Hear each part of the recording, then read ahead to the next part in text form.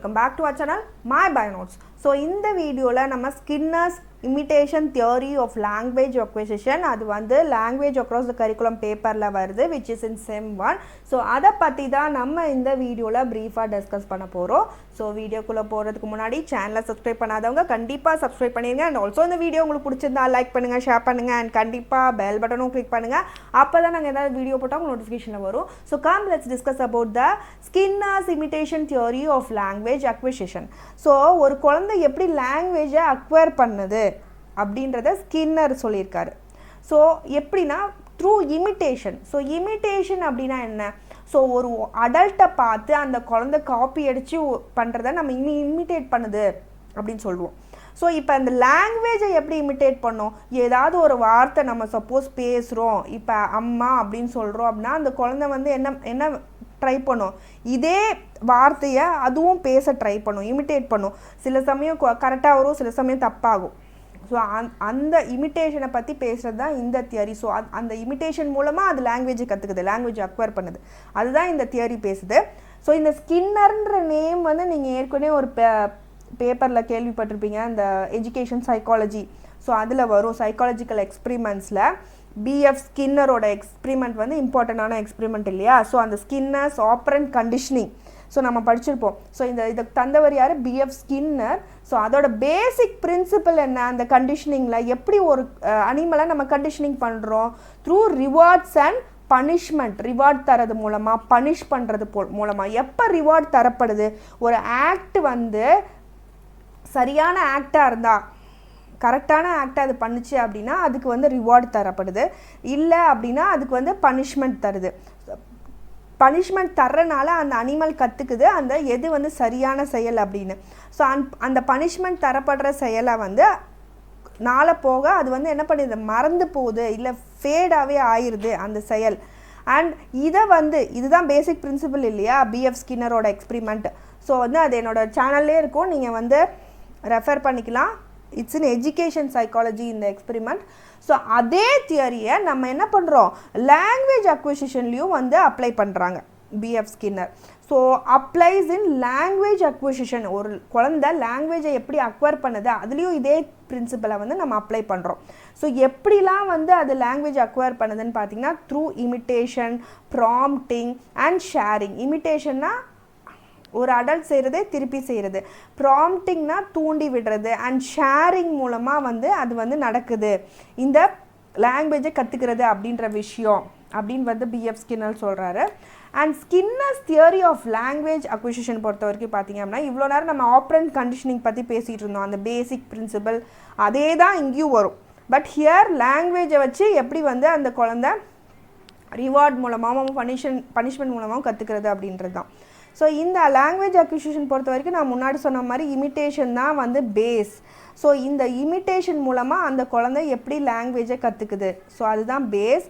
So இதில் வந்து success எப்போ ஆகுது அந்த குழந்தை அப்படின்னா ஒரு ப்ரைஸ் கொடுக்கும்போதோ இல்லை வந்து give what it asks.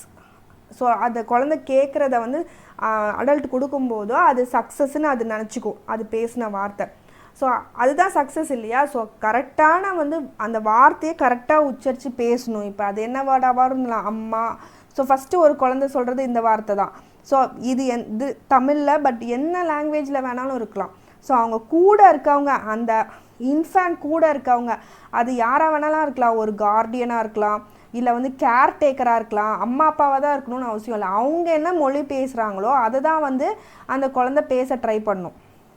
So அவங்க என்னென்ன வார்த்தைகள் யூஸ் பண்ணுறாங்களோ அதை பேச ட்ரை பண்ணும். கரெக்டாக பேசிச்சுன்னா அவங்க கரெக்டாக ப்ரைஸ் பண்ணுவாங்க, அந்த குழந்தை கேட்குறத கொடுப்பாங்க. அப்போ அந்த குழந்தை என்ன நினச்சிக்குன்னா இதுதான் வந்து சக்ஸஸ்ன்னு நினச்சிட்டு திருப்பி அதை வந்து பேச ஆரம்பிக்கும், இது கரெக்டு தான் அப்படின்னு. பட் அது தப்பாக பேசிச்சு அப்படின்னா அது திருப்பி மறக்கப்படுது அண்ட் இட் ஃபேட்ஸ் அவே. அதுதான் இந்த லாங்குவேஜ் அக்விசிஷனோட பிரின்சிபலும் ஆக்சுவலாக. ஸோ இங்கேயும் it is based on rewards and punishment தான் இந்த தியரியும். And conditioning. ஸோ கண்டிஷனிங் அப்புறம் தான் ஒரு ஹேபிட் வந்து ஃபார்ம் பண்ணுது. இதே மாதிரி தப்பாக பேசி கரெக்டாக பேசி அப்படியே பழகிறோம், கற்றுக்குது இல்லையா, that is known as conditioning. So how you condition the animal in that PF Skinner experiment மாதிரி இங்கேயும் வந்து கண்டிஷனிங்கிற வார்த்தை யூஸ் பண்ணுறாங்க. ஸோ இதே மாதிரி ரிவார்டு கொடுக்கப்படும் போதோ இல்லை வந்து ரிவார்டு கொடுக்காமல் இருக்கும்போதோ அது ஃபர்கெட் பண்ணப்படுது. ஸோ இதே திருப்பி த ஆக்ஷன்ஸ் ஆர் ரிப்பீட்டட் அப்படின்னா அது வந்து கற்றுக்குது, லேர்ன் பண்ணிக்குது. அந்த லேர்ன் பண்ணது ஒரு ஹேபிட்டாக ஃபார்ம் ஆகிடுது அந்த குழந்தைகிட்ட பேசுகிறது. அதுதான் வந்து இந்த லாங்குவேஜ் அக்விசிஷனோட பேஸ்.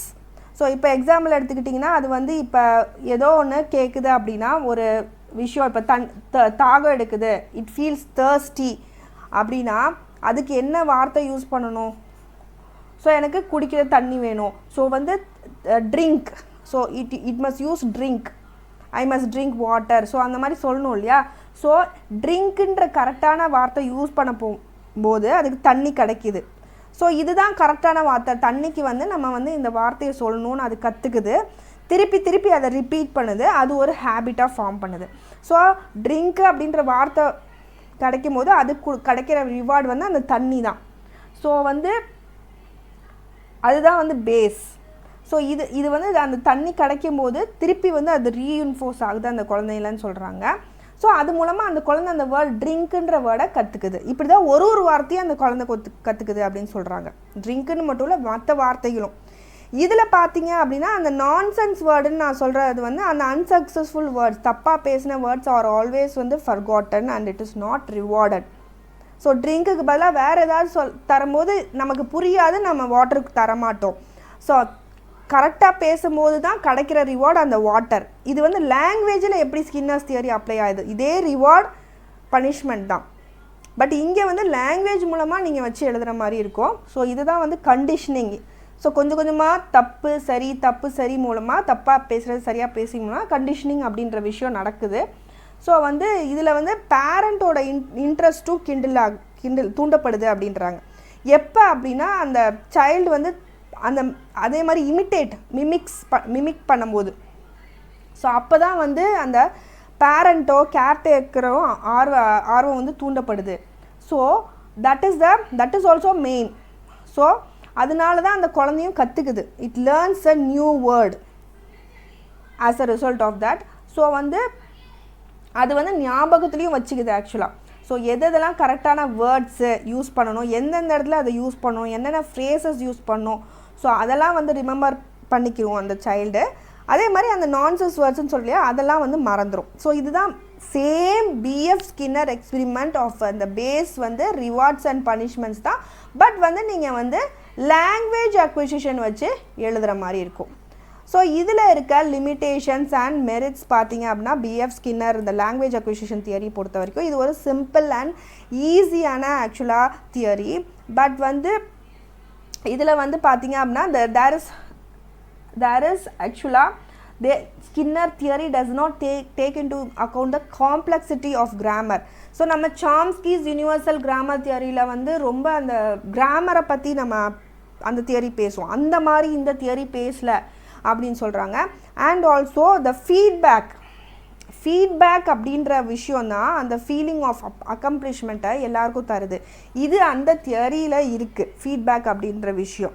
ஏன்னா அது ப்ரைஸ் மூலமாக தரப்படுது, ரிவார்டு அப்படின்ற விஷயம் இல்லையா. ரிவார்டு அண்ட் பனிஷ்மெண்ட் தான் இந்த தியரியோட பேஸ். அதுதான் வந்து ஃபீட்பேக்.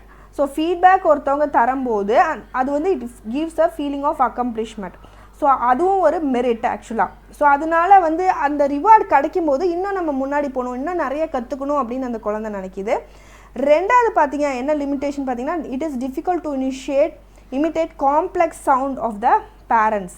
ஸோ எல்லாத்தையும் அம்மா அப்பா பேசுகிறது மூலமாக கற்றுக்க முடியாது அப்படின்ற மாதிரி சொல்கிறாங்க. ஏன்னா வந்து சில டிஃபிகல்ட்டான வேர்ட்ஸும் இருக்கும் இல்லையா.